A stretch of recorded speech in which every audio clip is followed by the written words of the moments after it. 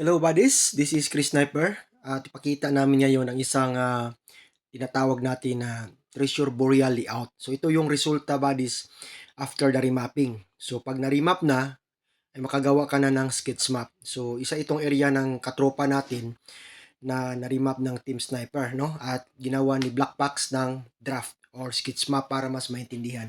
Dito sa isang area buddies ay may old tisa tree, no? Then mayroong mga animal marker. So, ang area na to ay dating kinampuhan ng mga sundalong Hapon. Siyempre, ang history ay napaka-importante talaga niya, no? Dapat may kaalaman tayo kung anong nangyari dyan sa lugar para sigurado tayo na may nakatagong kayamanan ng mga Hapon.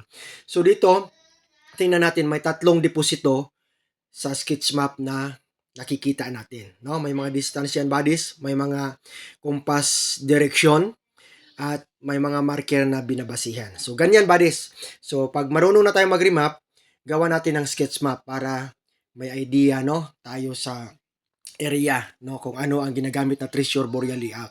Dahil sa ibang mga lugar, may kapariha din ito, no?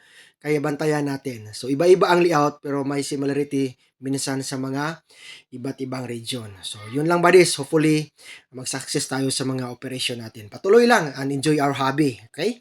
Thank you for watching and Bansai buddies.